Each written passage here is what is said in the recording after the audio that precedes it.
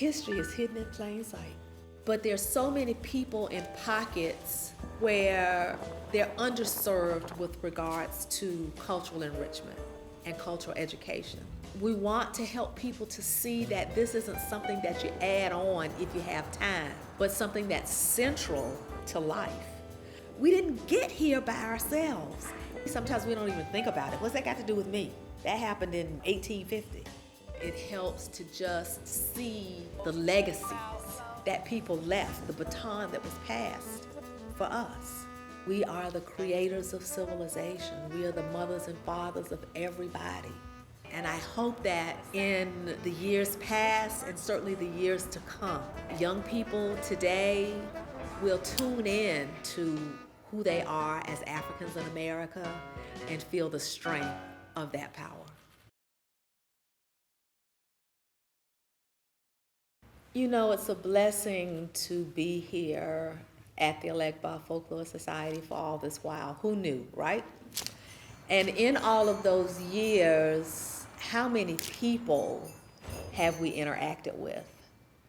Particularly young people in schools and other places. And it really warms my heart when I see some of them years later, they're adults, and I don't really remember everybody, but some of them just stop me and say what an influence the experience that we shared was on their lives. Some say I've started a career that's affiliated with the arts somehow, or that this cultural arts experience gave them perspective for something that they were choosing to do.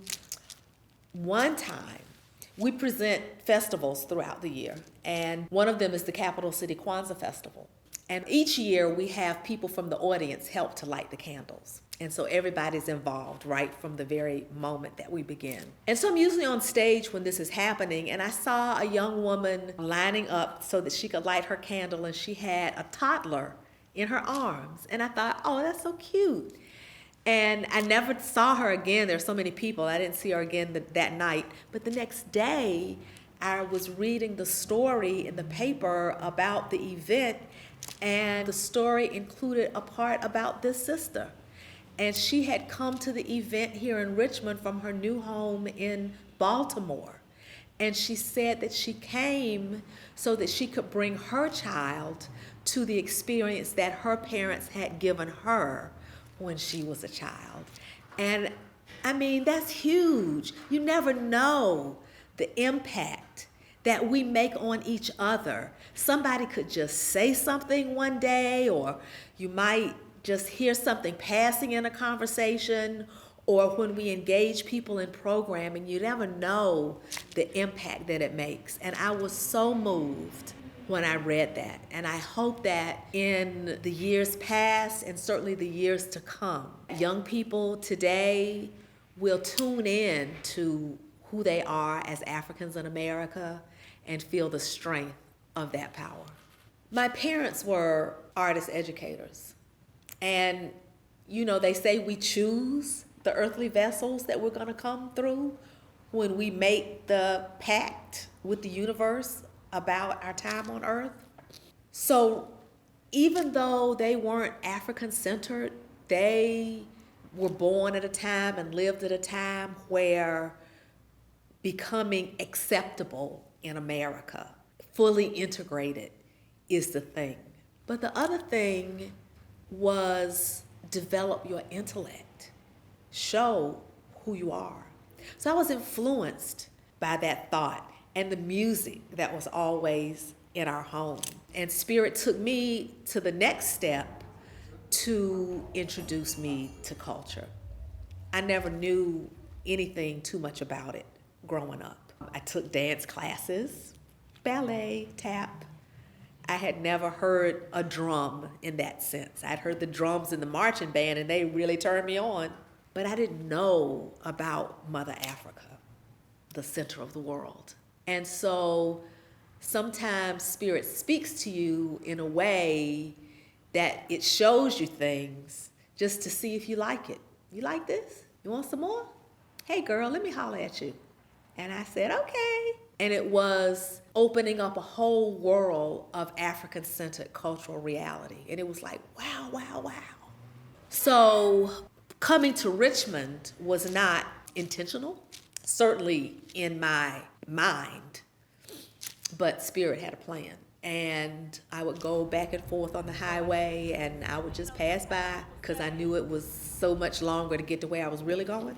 And I would pass by Shako Bottom, that was ground zero for the enslavement of our people here in this city. And really, as it turns out, for the whole Deep South. I would pass by the African burial ground. I had no idea about anything about where I was. And then in another kind of quirky physical way, I found myself here because that was the intention all the while. And while I did not raise my hand and say, pick me, because liberating Black people is hard work. But I did accept the assignment because liberating Black people is good work. We are the creators of civilization. We are the mothers and fathers of everybody. And that elevated self-view and worldview we've been robbed of. And in so doing, the world has been robbed of it for reasons that are nonsensical and that don't serve any of us. So to be able to even make a small dent, a slit of light and air in the lives of people is much more than an assignment. It's really a joy and a blessing. And so I'm happy to have the vitality and the life experiences that I've been afforded to hope to give perspective to the work that can help us all be more in love with ourselves and to pass that on to our children. We took our name from the Yoruba Orisha Elegba, Eshu Elegbara, because he's a warrior on the front line. It's a place of no fear. He's the one who opens the roads to bring clarity out of confusion. He guards the crossroads because it's a place of choice. While we've been in existence for almost 3 decades, there's still so much more to do. So we want to be able to more strongly undergird the existing work, but we also want to be able to spread it more geographically. We're fortunate that we have tour groups coming from a multi-state area to walk in our ancestors' footsteps. And our performing company goes out to different places as well. But there's so many people in pockets where they're underserved with regards to cultural enrichment and cultural education. And we want to help people to see that this isn't something that you add on if you have time, but something that's central to life. I mean, just think about achievement in schools. If children know more about who they are and the strong shoulders upon which they stand, and therefore the power and potential that they hold in their hands, there's no such thing as the sky being the limit. Limitless thinking, because I know me and I love me. And for their parents as well. So we want to be able to be in as many places with programming where you can come and have a hoot of a time, if it's a festival or something like that, but leave differently. Transformation happens when people are out there on that trail and something is touching them in that moment on the trail of enslaved Africans. And they're feeling something that they haven't felt before. Feelings are bubbling up. Energy is bubbling up that they haven't been able to access before. With 20-year-olds, as well as with 50-year-olds, with 10-year-olds, and everybody's in the same moment at the same time, then there's a holistic cleansing that's happening.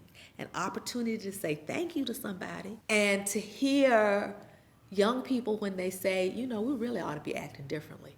Something's changing on the inside. We want to be able to stimulate more of that when people are in our performing company's audience and the drums start and the movement starts and the energy just is unified and circulating around everybody in the room and they get caught up in it. there's something very magical that's happening. And we love it, and we enjoy it, and we want to be able to offer more. People can show up. That's one thing. Pour in the door. Come be in an audience. You know, sometimes I know that when we're talking about cultural arts experiences and other kinds of activities like that, it's people's leisure time. It's shrinking.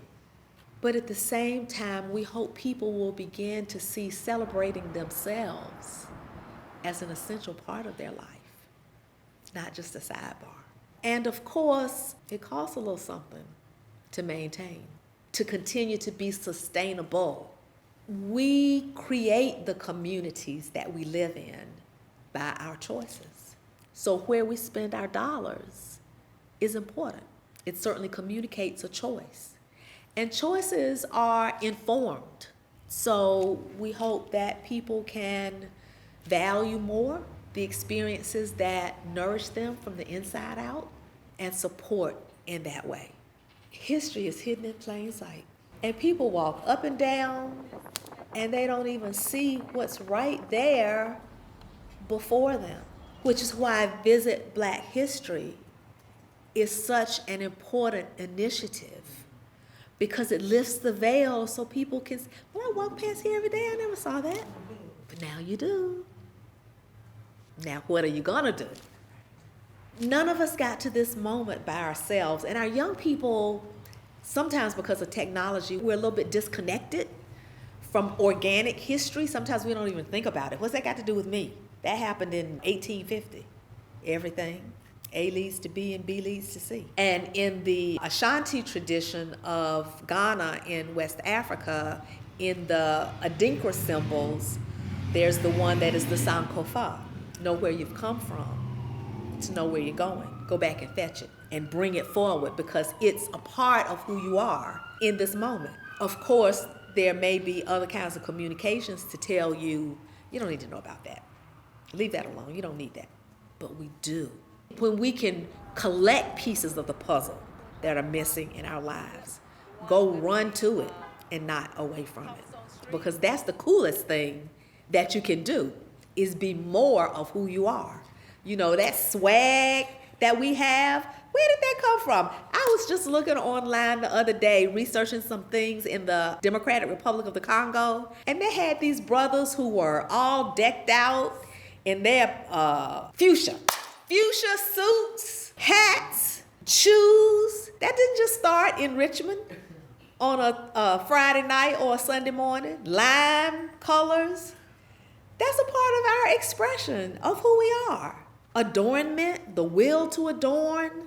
We see children with plastic beads in their hair and the cornrows, and they're beautiful and cute, but it came from our traditions of amber and silver and intricate beading techniques. The earrings that we wear, it comes from our will to adorn. Even having bracelets on one side and not on the other side, it's our asymmetry as balance. We didn't get here by ourselves. Everything about who we are as Africans in America is rooted in our Africanness. And our Africanness descends from the cosmos itself. Tell me how the pyramids got built. Tell me what the Dogon knew about astronomy long before Galileo, who got the credit for it, invented the telescope. So to be able to bring all of that full circle so that we can see 20-somethings in their fashion design related to where that came from and why you fly like that. Okay? That's who we're supposed to be. And be more of it. But it's not just an external view. Okay? Because that flyness radiates from right in here. And our culture and our spirit are all connected as one. So people can come to our tours and find missing pieces of the historical puzzle. Particularly, we have several topics that we focus on the tours. We have one in the beginning Virginia along the trail of enslaved Africans, We have one that, because we're in Richmond, Virginia, focuses on the Civil War, but the African presence in the Civil War. We have one that extends knowledge into historic Jackson Ward and the business people and educators and architects and so forth who illuminated that area and filled it up with our swag. And we have another, we call it Our Souls Live Here. And it helps to just see the legacies that people left, the baton that was passed for us. Most of these places don't have a lot of signs and markers and stories. They're not paragraphs in the books that are taught in the schools. A lot of the teachers don't know about it themselves. So when people come and immerse themselves in the experience, they get all filled up. And that's how it's supposed to be. So that's why it's important. I mean, just by being here, by wanting to even have the conversation. You don't know me, but you thought that it was important as we're walking a parallel path to grow together in this moment. This moment will never repeat. This moment right here is so special. And that's thank you enough.